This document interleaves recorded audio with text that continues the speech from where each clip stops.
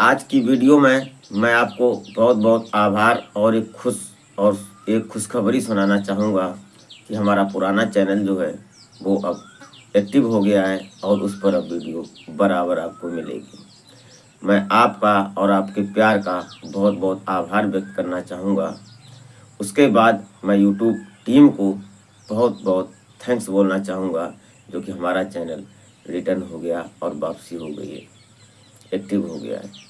दोस्तों, इसी के साथ आज की कहानी की तरफ भी रुख करेंगे थोड़ा, कि आज की कहानी में कुछ ऐसा होता है कि एक तलाकशुदा भाभी, जिसकी इच्छाएं कुछ ऐसी थीं कि उसने अपने पति को जब छोड़ा और उसके बाद जब वो एक निग्रो के संपर्क में आती है, फिर उस भाभी के साथ क्या होता है वो भी जानेंगे आज की कहानी में। दरअसल आपको मैं कई बार आभार व्यक्त करता हूँ दिल से, और कई बार नमन करता हूँ। हमारा दिल टूट चुका था जब हमारी पहला चैनल डिमोनेटाइज कर दिया गया था, सस्पेंडेड कर दिया गया था। मैं बहुत परेशान था। मैंने कैसे कैसे करके वहाँ तक पहुँचा था, चैनल मोनेटाइज करवाया था, लेकिन फिर भी मेरा चैनल डिमोनेटाइज हो गया था।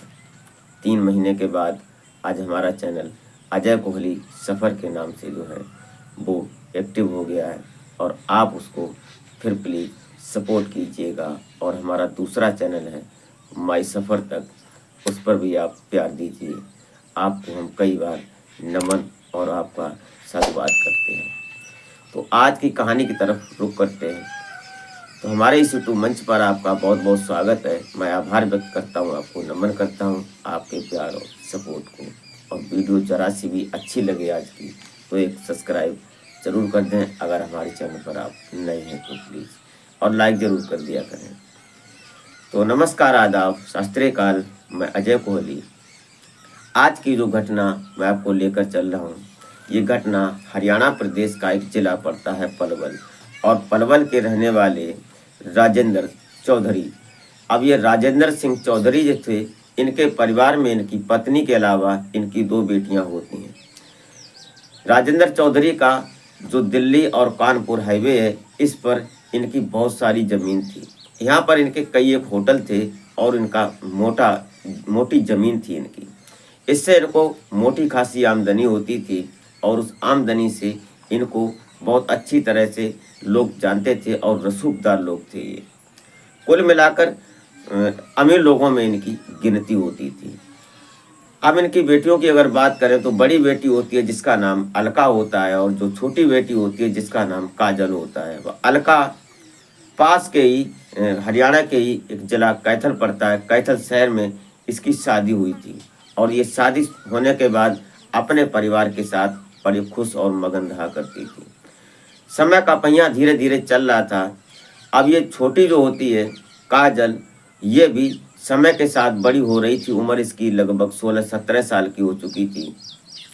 इंटर में इसका एडमिशन हो जाता है, और एडमिशन होने के बाद जब ये पढ़ने लगती है तो फिर वहीं इससे एक लड़के से प्यार हो जाता है जिसका नाम करण होता है। अब करण के साथ जब इसका प्यार का अफेयर शुरू होता है, उसके बाद प्यार का सिलसिला धीरे धीरे जब आगे बढ़ा, तो जब इंटर की पढ़ाई होने लगती है, पढ़ाई चल रही थी, और तभी इनके दोनों का प्यार का सिलसिला जो था वो संबंधों में बदल जाता है एक दिन।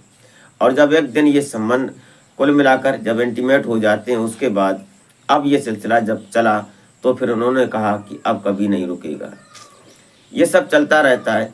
जब काजल की इंटर कंप्लीट हो जाती है, 12वीं क्रॉस कर लेती है, उसके बाद जो करण होता है वो भी अपना आगे निकल जाता है। दोनों कुल मिलाकर 12वीं क्रैक कर देते हैं। उसके बाद इन्होंने बीएससी में एडमिशन लिया और ग्रेजुएशन की जब तैयारी करने लगे, और वहाँ पर भी दोनों साथ में ही पढ़ने गए। जब ये बीएससी की एडमिशन लेने के बाद साथ में थे, इनका जो सिलसिला था वो आज भी जारी था। दोनों इंटीमेट जब होते थे, जब मर्जी होती थी, हो जाया करते थे। ये सिलसिला इतना चलता रहा कि धीरे धीरे एक दिन राजेंद्र चौधरी को ये बात पता लग जाती है। और जब ये पता लगती है तो राजेंद्र चौधरी कहीं ना कहीं अपनी पत्नी के साथ मिलकर उस लड़की को बहुत डांटते हैं और समझाने की कोशिश भी करते हैं, लेकिन कहीं ना कहीं वो जो काजल थी उसको लत लग चुकी थी, आदत हो चुकी थी उस करण की। अब वो करे भी तो क्या करे। उसको इतनी जल्दी भुला पाना बहुत मुश्किल था, नामुमकिन सा लग रहा था। उसने उस समय तो अपने पिता को बोल दिया कि चलो कोई बात नहीं। कुछ कुल मिलाकर उसने कोई जवाब नहीं दिया, क्योंकि काजल जो थी वो भी देखने सुनने में बेहद खूबसूरत थी और करण भी उसके साथ पढ़ने वाला हट्टा कट्टा नौजवान था। ये सिलसिला जब चलता रहा उसके बाद कई बार उनके पिता ने रोका भी, लेकिन कहीं ना कहीं जो काजल होती है वो रुकने का नाम नहीं लेती है।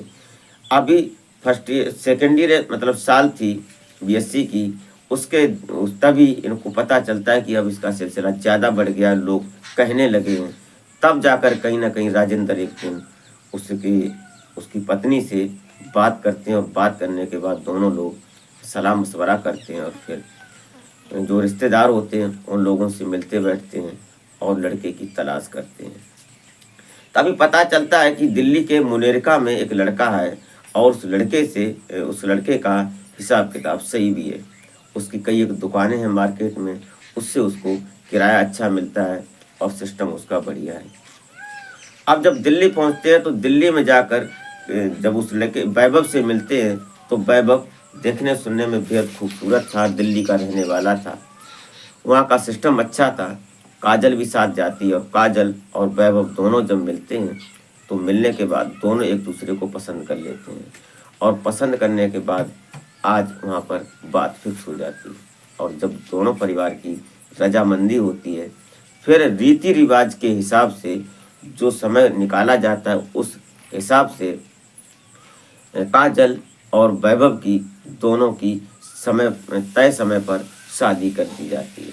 और शादी जब हो जाती है उसके बाद काजल आज करण को भूलकर अपने पति वैभव के साथ चली जाती है। दुल्हन बनकर जब उनके घर पहुंचती है तो आज वैभव के घर में भी कहीं ना कहीं खुशियां हो रही थीं और बधाई गीत गाए जा रहे थे, क्योंकि आज वो दुल्हन बनकर आई थी।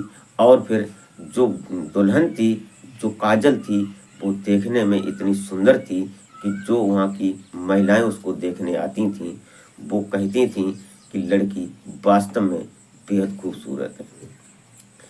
आज परिवार में खुशियां थीं, रिश्तेदार खुश थे। उसके बाद आज सब होता है और वो रात भी आती है शादी वाली और उसके बाद फिर आगे कहानी बढ़ जाती है। समय का सिलसिला आगे चलने लगता है और वक्त का पहिया एक दिन ऐसा चलता है कि अभी लगभग 6 महीने ही गुजरे थे और 6 महीने में काजल और वैभव में तकरार होने लगती है। दोनों में आपस में इस तरह से नोक-झोंक होने लगती है कि जब रात को काजल के साथ वैभव होता तो उसके बेड पर वो खरा नहीं निकलता और जब वो खरा नहीं उतरता तो कहीं ना कहीं काजल इस बात से खींचती थी, उससे चिढ़ती थी। तब जाकर कहीं ना कहीं एक दिन काजल ने अपने पति वैभव से बोल ही दिया कि तुम हमारे लायक शायद नहीं हो। और दोनों में गुस्सा और नोक-झोंक इतनी बढ़ जाती है कि 9 महीने गुजरते गुजरते दोनों में तलाक की स्थिति उत्पन्न हो जाती है। तलाक हो जाता है और तलाक होने के बाद जो काजल को वैभव के द्वारा जो तलाक में जो एलुमनी का सिस्टम बना उसमें उसको मोटा पैसा दिया गया। उसने इतना बड़ा मोटा पैसा उसको मिला जो कि काजल थी। काजल अब अपने पिता राजेंद्र चौधरी के घर न आकर वापस वहीं दिल्ली में ही रह जाती है और दिल्ली मुनेरका में ही रह जाती है। वहाँ पर इसने एक बड़ा सा मकान खरीदा उस एलुमनी के पैसे से। उसके बाद वहाँ पर उसने जो मकान में कमरे थे उन कमरों को उसने रेंट पर दे दिया।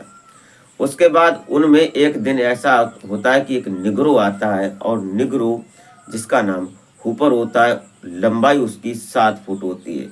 अब 7 फुट 2 इंच का हुपर एकदम काला और लंबा चौड़ा शैतान जैसा दिखने वाला, लेकिन जब वो उसके कमरे में आता है तो उसके हाव भाव वहाँ का उसका रवैया देखकर कहीं ना कहीं काजल उसकी तरफ आकर्षित होने लगती है।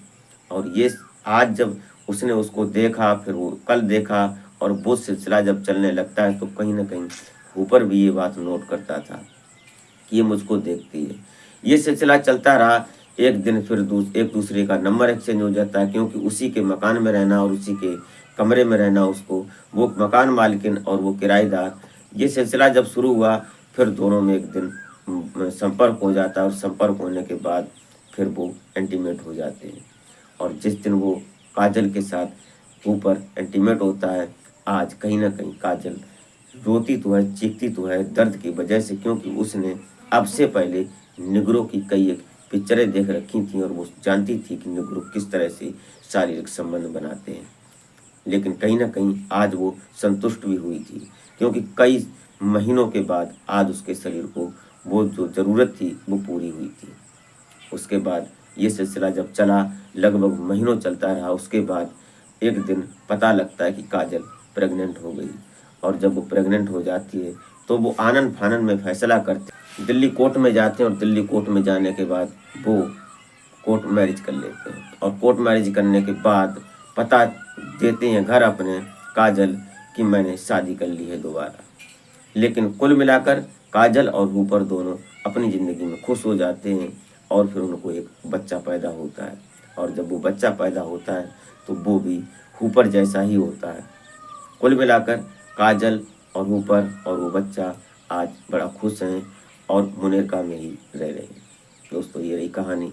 आपको ज़रा सी भी अच्छी लगी हो तो एक लाइक ज़रूर कर दिया करें, इससे हमारा हौसला बढ़ता है। इस घटनाक्रम को सुनाने का उद्देश्य किसी को हैरान या परेशान करना नहीं था, बल्कि जागरूक करना होता है, बल्कि किसी की भावनाओं को आहत करना नहीं होता है। कुल मिलाकर ये सोशल मीडिया से उठाई हुई कहानी थी। इसमें मैं या मेरा चैनल किसी बात की कोई जिम्मेदारी नहीं लेता है। तो मिलते हैं फिर नेक्स्ट वीडियो में, तब तक के लिए जय हिंद।